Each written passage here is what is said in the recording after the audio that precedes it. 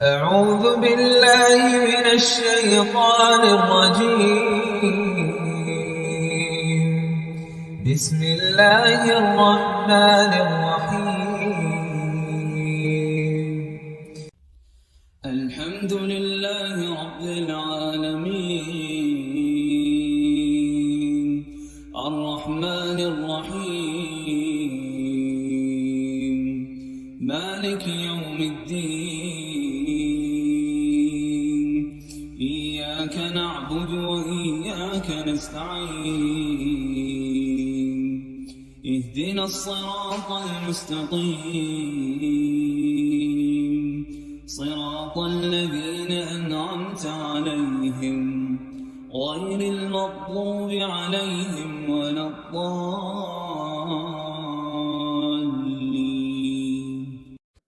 Chapter شروع کرتے ہیں اس کتاب کا. النیت، آپ بھی میرے پیچھے دہرائیں گے. نیت کے مسائل. اعمال کے اجر و ثواب کا دار و مدار نیت پر ہے. ان عمر بن الخطاب رضی اللہ عنہ قال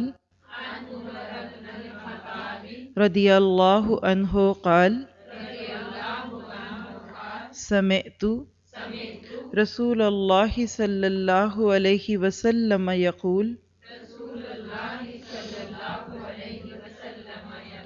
انما الاعمال بالنیات وانما لکل امرئ ما نوى فمن كانت ہجرتہ إلى دنیا يصيبها أو إلى امرأة ينكحها فهجرته إلى ما هاجر إليه. رواہ البخاری. حضرت عمر بن خطاب رضی اللہ عنہ کہتے ہیں کہ میں نے رسول اللہ صلی اللہ علیہ وسلم کو فرماتے ہوئے سنا، اعمال کا دار و مدار نیت پر ہے. ہر شخص کو وہی ملے گا جس کی اس نے نیت کی، لہٰذا جس نے دنیا حاصل کرنے کی نیت سے ہجرت کی اسے دنیا ہی ملے گی، یا جس نے کسی عورت سے نکاح کی غرض سے ہجرت کی اسے عورت ہی ملے گی. پس مہاجر کی ہجرت کا صلہ وہی ہے جس کے لیے اس نے ہجرت کی. اسے بخاری نے روایت کیا.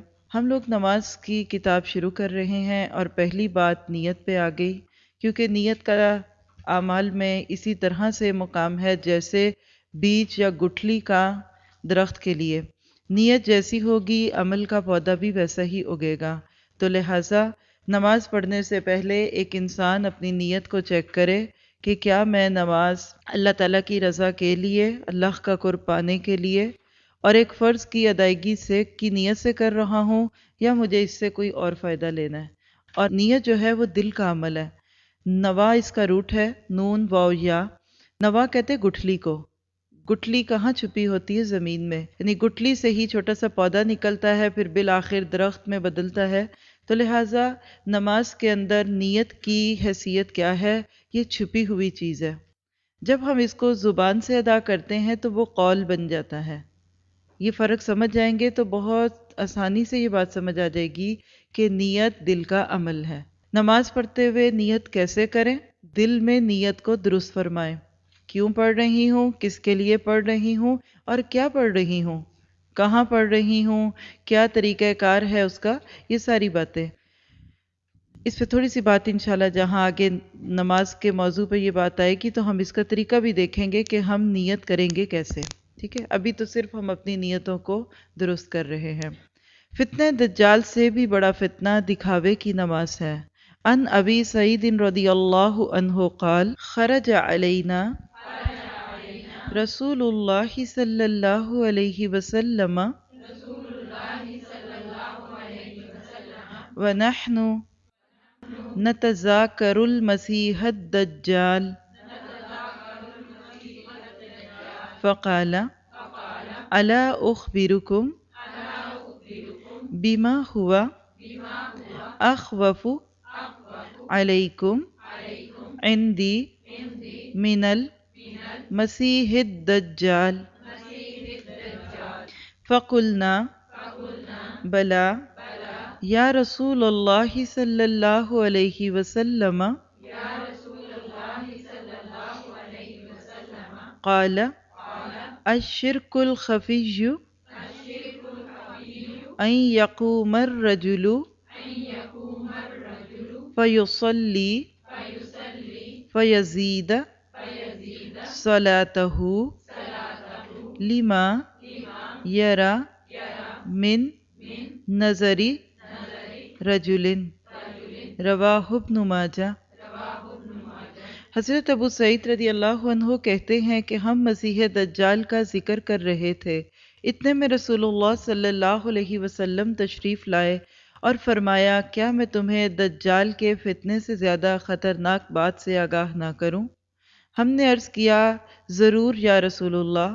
آپ نے فرمایا شرک کے خفی دجال سے بھی زیادہ خطرناک ہے، اور وہ یہ ہے کہ ایک آدمی نماز کے لیے کھڑا ہو اور نماز کو اس لیے لمبا کرے کہ کوئی آدمی اسے دیکھ رہا ہے۔ اسے ابن ماجہ نے روایت کیا ہے۔ دیکھیے کہ اس سے پتہ چلتا ہے کہ ایک انسان جب دوسروں کو بہت اہمیت دیتا ہے تو وہ عمل جو سراسر بندے اور رب کے بیچ میں ہوتا ہے اس کو بھی لمبا کر لیتا ہے۔ یہ کون کرے گا؟ جو لوگوں کے اندر اپنی نمازوں کی دھاک بٹھانا چاہے گا یا اپنے آپ کو نیک معروف کرنا چاہے گا، تو ایسا شخص گویا کہ دجال سے بھی زیادہ بڑے فتنے کا شکار ہو گیا، اور وہ کیا ہے؟ شرک خفی، چھپا ہوا شرک۔ کس طریقے سے ایک انسان دوسروں کی نظروں میں بڑا بنتا ہے، تو لہٰذا ہمارے لیے اس میں اپنے عمل کی بات یہ ہے کہ اگر تو میں نماز عام حالات میں بھی لمبی پڑھتی ہوں، نارمل ہی میری روٹین ہے، تو کوئی حرج کی بات نہیں کہ دوسروں کے سامنے بھی اسی طرح پڑھے۔ لیکن اگر عام حالات میں تو اب بھاگا دوڑی میں ہیں اور کسی کے سامنے بڑی لمبی نماز پڑھ رہے ہیں، تو یہ پھر سوچ اگر اس نیت سے ہے کہ دکھاوا ہوگا، لوگوں کو پتہ چلے گا، تو درست نہیں۔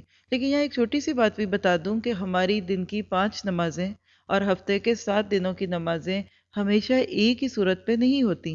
ہم کبھی اکیلے ہوتے ہیں، کبھی لوگوں میں ہوتے ہیں، لیکن اس کے قطع نظر بھی جب ہم اکیلے بھی ہوتے ہیں تو کبھی ہم بہت خشوع سے پڑھتے ہیں، ہمارا دل کر رہا ہوتا ہے، ہم بالکل ذہنی طور پہ مطمئن ہوتے ہیں، لیکن کبھی ہم اکیلے میں ہوتے ہیں تو ہمیں کسی کام کی جلدی ہے یا کوئی بات ہے، حالانکہ ہمارا معاملہ ایسا ہونا چاہیے کہ نماز سے پہلے ہی ہم اپنے آپ کو اس چیز کے لیے تیار کر لیں، لیکن بہرحال اس میں پھر وہی بات ہے، اعمال کا دار و مدار نیتوں پہ ہے۔ مثال دوں گی کہ اگر آپ قرآن پاک کا پڑھنے لگ گئی ہیں اور آپ کو اب اس کتاب کے ذریعے نماز کی اہمیت اور اس کی فضیلت اور اس کا طریقہ بھی معلوم ہو گیا ہے، یہاں ایک محتاط بات صرف یہ کہوں گی، اور وہ کیا ہے کہ جب کبھی آپ دوسروں کے بیچ میں نماز پڑھیں، کسی مسجد میں ہیں، جماعت سے ادا کر رہے ہیں کچھ بھی، تو یہ سوچ ضرور رکھیں کہ آپ پہ کچھ لوگوں کی نظریں ہوں گی۔ وہ سوچیں گے کہ یہ قرآن کی طالبہ ہیں، یہ سیکھ رہی ہیں، اب ان کی نماز جو ہے وہ ہم سے تو بہتر ہوگی۔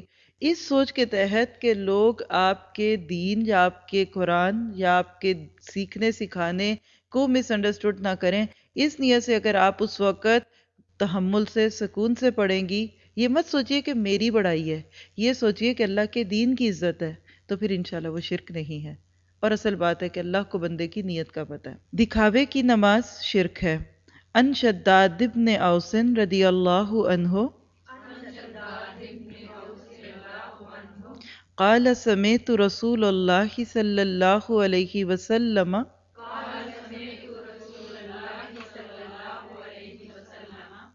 یقول من صلی یرائی فقد اشرک ومن صام یرائی فقد اشرک ومن تصدق یرائی فقد اشرک رواہ احمد۔ حضرت شداد بن اوس رضی اللہ عنہ کہتے ہیں کہ میں نے رسول اللہ صلی اللہ علیہ وسلم کو فرماتے ہوئے سنا ہے، جس نے دکھاوے کی نماز پڑھی اس نے شرک کیا، جس نے دکھاوے کا روزہ رکھا اس نے شرک کیا، جس نے دکھاوے کا صدقہ کیا اس نے شرک کیا۔ اسے احمد نے روایت کیا۔ آپ کے دل میں سوال ہوگا کہ کیوں؟ شرک تو بہت بڑا گناہ ہے، اور کام کیے نماز کے، دین کے اچھے کام، پھر بھی شرک کیسے ہو گیا؟ اس لیے کہ انسان اپنا کوئی بھی عمل اللہ تعالیٰ کے ساتھ ساتھ جب دوسروں کو دکھانے کی نیت سے کرتا ہے تو شراکت ہو جاتی ہے، پارٹنرشپ ہو جاتی ہے، اور اللہ تعالیٰ کو پارٹنرشپ بالکل پسند نہیں ہے۔ تو لہٰذا ہم کوئی بھی نیک عمل کریں، ہماری نیت یہ ہونی چاہیے کہ اللہ کے لیے ہے۔ پھر اس کے بعد اگر کوئی اس کو دیکھ لیتا ہے، اس کو پتہ چل جاتا ہے، تو ظاہری بات ہے کہ ہم بہت ساری ایسی نیکیاں جس کو چھپا کے تو کر ہی نہیں سکتے۔ مثلاً آپ دیکھیے کہ آپ کہیں درس دیتی ہیں، یا آپ کوئی قرآن کی کلاس کراتی ہیں، یا آپ کوئی ایسا کام کرتی ہیں، تو اس کے لیے تو آپ خود اعلان لگواتے ہیں، آپ اس کے لیے خود فلائر بانٹتے ہیں۔ تو کیا یہ پھر اب چھپایا نہیں ہے اور لوگوں کو پتہ چل گیا؟ اور آپ کے نہیں، اس لیے ہم صرف اپنے کورس کی بات نہیں کریں گے آگے جا کے لوگوں کے اندر کہ کہیں دکھاوا نہ ہو جائے، تو یہ مراد نہیں ہے۔ دیکھیے اللہ تعالیٰ کو بندے کے دل کا پتہ نا، بڑی باریک سی لائن ہے شرک میں اور توحید میں، اور اس کو انسان خود ہی زیادہ اچھے طریقے سے دیکھ سکتا ہے۔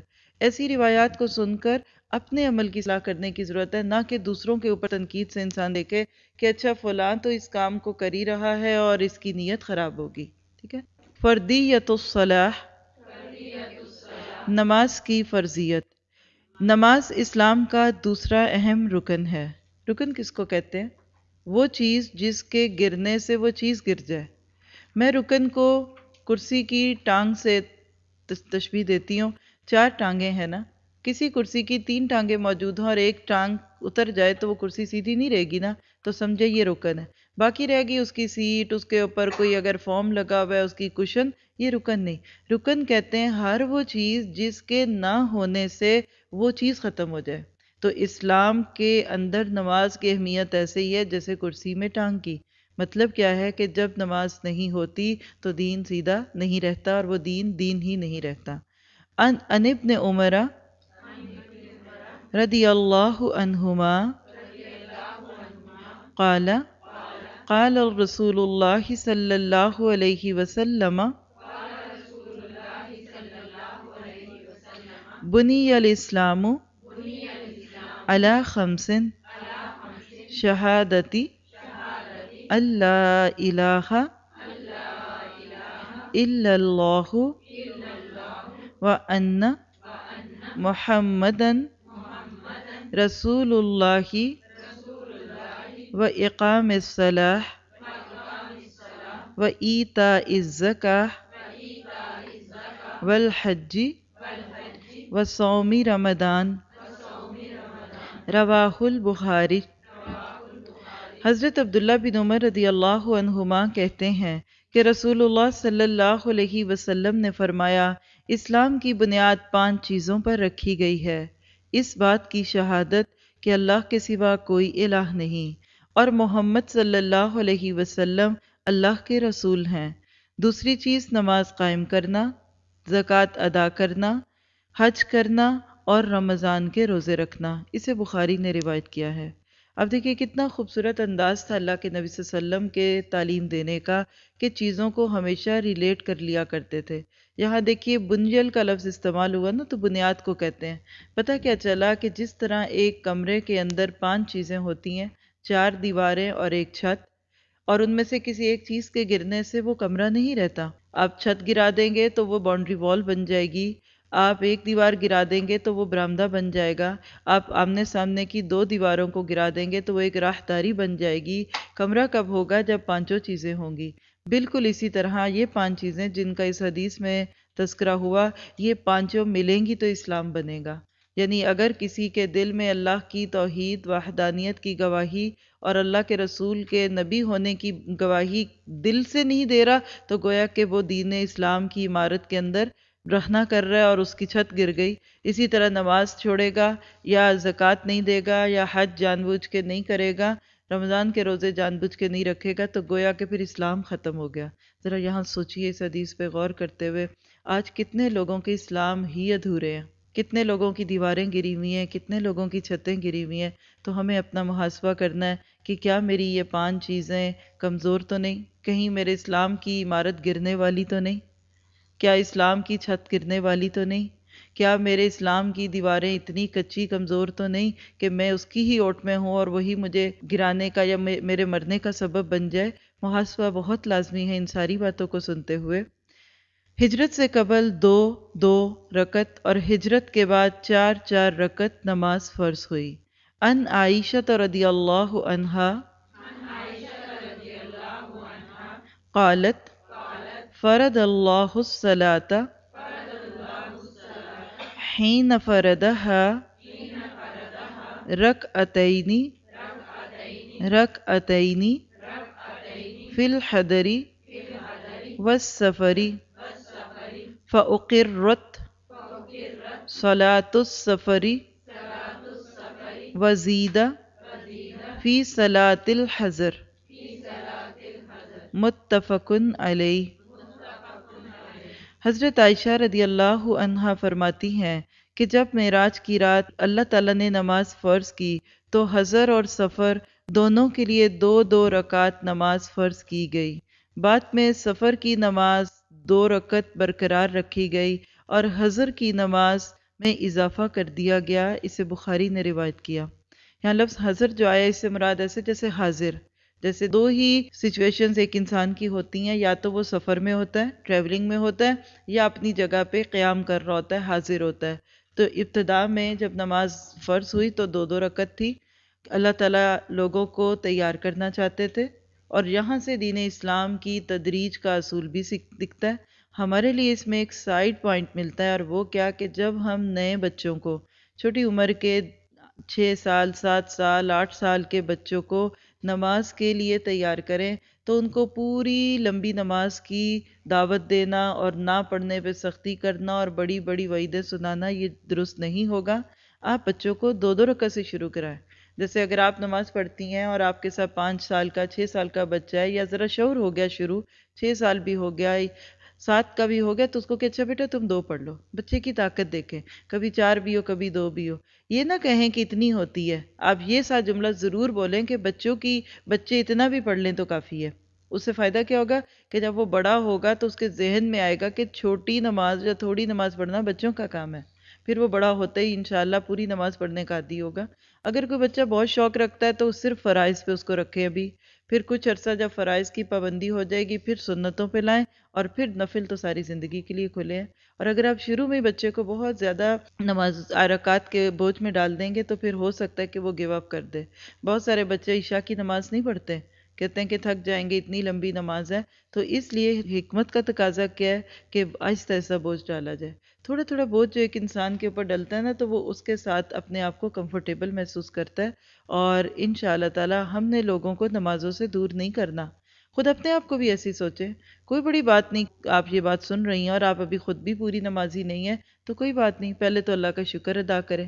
دوسری بات یہ سوچیں کہ مجھے تو یہ پتہ ہی نہیں تھا کہ نماز نہ رہے تو دین ہی نہیں رہتا، پھر یہ بھی نہیں پتا تھا کہ نماز کی دیوار کچی ہو، گری ہوئی ہو، بڑی نازک سی ہو تو خطرہ ہے جان کا۔ بس اصلاح شروع کر دیں، جس نے شروع کر دی اللہ تعالیٰ اس کے لیے آسانیاں فرما دے گا۔